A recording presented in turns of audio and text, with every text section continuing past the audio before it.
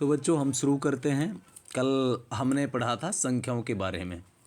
तो सबसे पहले तो मैं पूछना चाहूँगा कि प्राकृतिक संख्या किन्हें कहते हैं? वे संख्या जो एक से शुरू होती है और अनंत तक जाती है। वह संख्याएं जो एक से शुरू होती हैं और अनंत तक जाती हैं। वेरी गुड, शाबाश।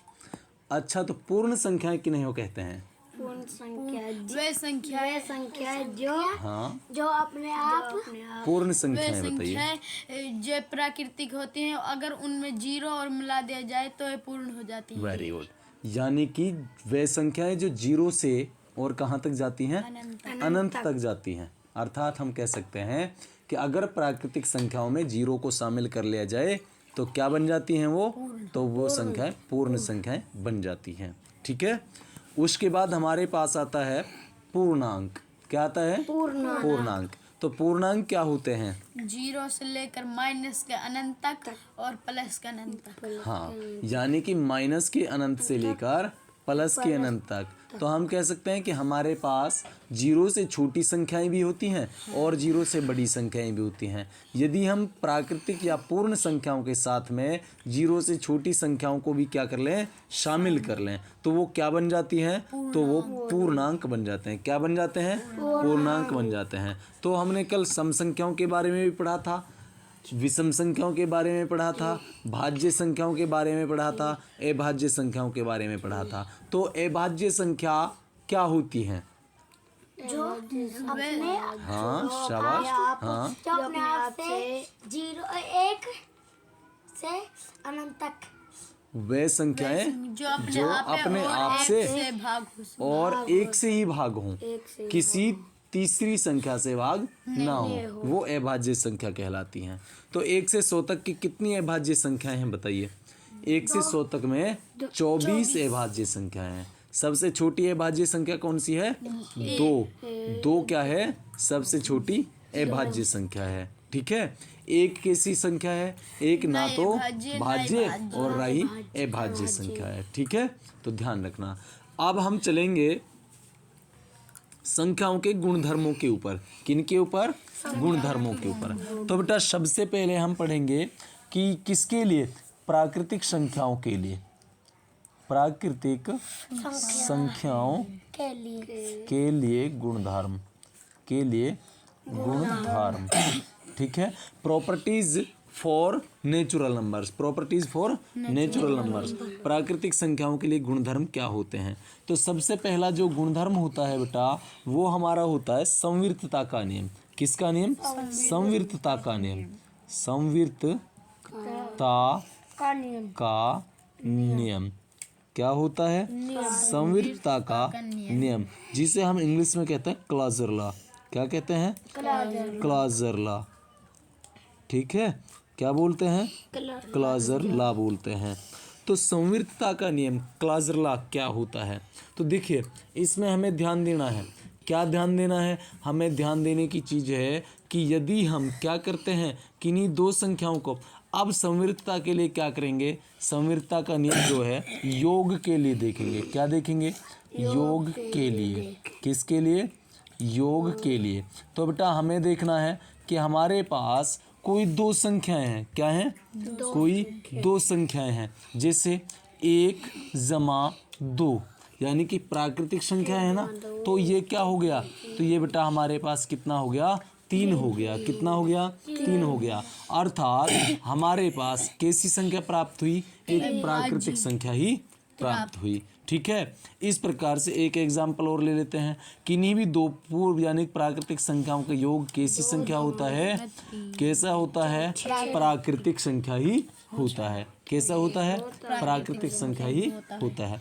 अतः हम कह सकते हैं कि प्राकृतिक संख्याएं योग के अंतर्गत क्या हैं? संवृत होती हैं। क्या कहेंगे? प्राकृतिक, क्या कहेंगे? प्राकृतिक संख्याएं योग के अंतर्गत क्या होती हैं? संवृत होती हैं। क्या होती हैं? संवृत होती हैं। ठीक है। ये हमारा क्या था? योग के लिए संवृतता। किसके लिए संवृतता? योग के लिए संवृतता। इसके बाद हम चलते हैं योग के बाद बेटा हमारे पास ऑपरेशन आता है व्यवकलन। क्या आता है? व्यवकलन आता है। क्या आता है? व्यवकलन। तो व्यवकलन के लिए, अब व्यवकलन यानी कि सब्ट्रैक्शन के लिए हम क्या करते हैं?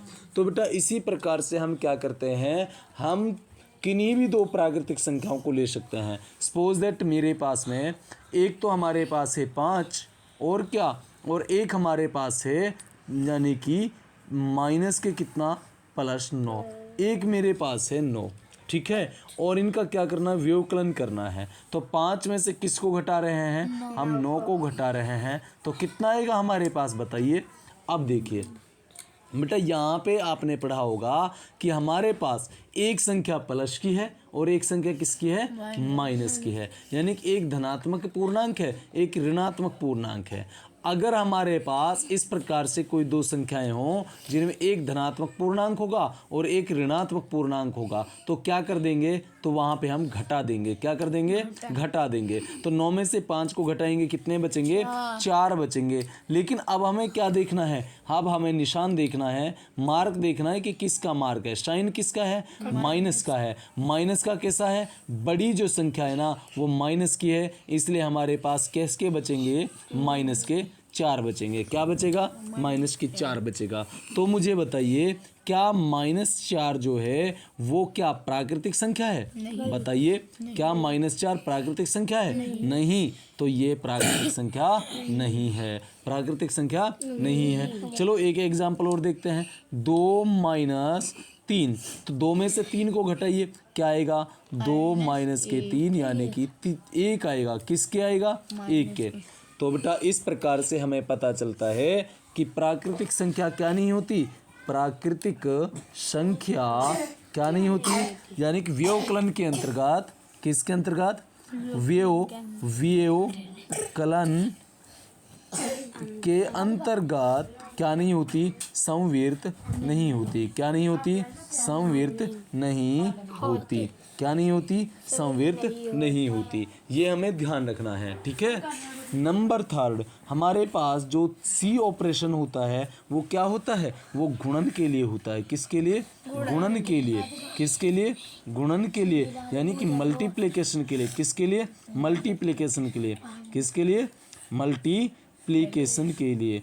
तो बेटा हमारे पास जो थर्ड ऑपरेशन होता है वो मल्टीप्लाई का होता है। तो अब हम इसमें देखेंगे कि हमारे पास जो मल्टीप्लिकेशन का यानी कि थर्ड जो है गुणन के लिए, तो हमें देखना है कि किन्हीं भी दो प्राकृतिक संख्याओं को ले लीजिए।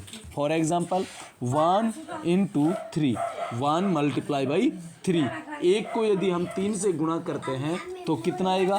तो हमारे पास 3 ही आएगा। क्या आएगा? 3 ही आएगा। क्या आएगा? 3 ही आएगा। इसी प्रकार से यदि हम 2 को किससे गुणा करते हैं? 4 से गुणा करते हैं तो भी क्या आएगा? 2 × 8 आएगा। तो क्या हमारे पास प्राकृतिक संख्याएं हुई? हाँ, तो ये हमारे पास प्राकृतिक संख्याएं हुई। इसलिए हम कहेंगे कि प्राकृतिक संख्याएं क्या? प्राकृतिक संख्याएं क्या होती हैं? गुणन के अंतर्गत। किसके अंतर्गत? गुणन के अंतर्गत संविर्त होती हैं। क्या होती हैं? संविर्त होती हैं, ठीक है। अब इसके बाद डी ऑपरेशन होता है। मैंने तुम्हें बताया था कि हमारे पास मैथमेटिक्स जो है वो 4 ऑपरेशंस के ऊपर डिपेंड है। 4 ऑपरेशंस होते हैं, 4 संक्रियाएं होती हैं। एक होता है जमा, एक होता है घटा, एक होता है गुणा, और चौथा कौन सा होता है? चौथा होता है भाग। तो हमारे पास बेटा गुणन के लिए हो गया। अब हम चलते हैं भाग के लिए। तो अब हमें देखना है कि भाग के लिए संविर्तता, क्या भाग के लिए प्राकृतिक संख्या संविर्त होती हैं? तो देखिए मेरे पास प्राकृतिक संख्या 1 है, इससे मैं इसको भाग कर देता हूँ 2 से। किससे? 2 से। तो मेरे पास क्या प्राप्त होगा? 1/2 प्राप्त होगा। क्या प्राप्त होगा?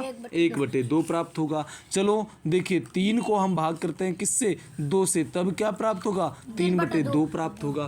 क्या ये पूर्ण प्राकृतिक संख्या है? ये प्राकृतिक संख्या नहीं है। अतः हम कह सकते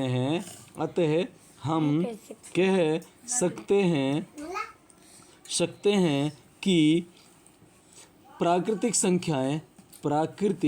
संख्याएं क्या नहीं होती? भाग के अंतर्गत क्या नहीं होती? संविर्त नहीं होती, संविर्त नहीं होती। इस प्रकार से हमें पता चलता है कि प्राकृतिक संख्याएं योग और गुणन के अंतर्गत तो संविर्त हैं, लेकिन व्यवकलन या घटा और भाग के अंतर्गत संविर्त नहीं होती। ठीक है, तो बेटा आज हमने क्या पढ़ा था? प्राकृतिक संख्याओं का संविर्तता का नियम पढ़ा था। तो इससे हमें पता चला कि जो प्राकृतिक संख्याएं हैं वो योग और गुणन के अंतर्गत संविर्त होती है, परंतु व्यवकलन यानी कि घटा और भाग के लिए संविर्त नहीं होती।